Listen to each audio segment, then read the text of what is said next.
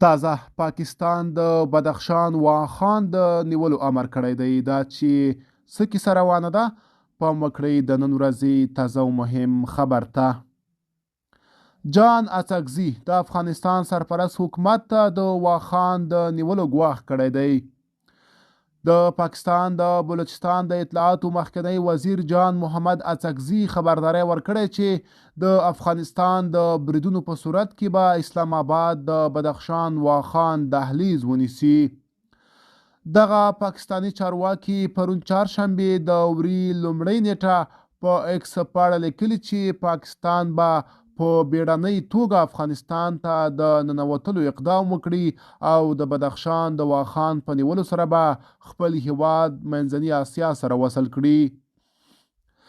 جان اڅکزي یو له هغو کسانو دی چې په تیرو 2 کلونو کې یې څو ځله په افغانستان کې د سرپرست حکومت پر ضد د بیړنیو اقداماتو غوښتنه کړې ده.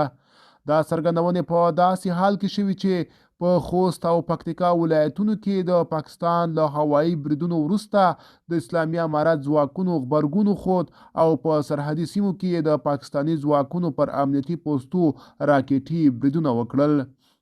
اسلامي امارت تر اوسه د دغه پاکستاني چارواکي د څرګندونو په اړه څه نه دي ویلي.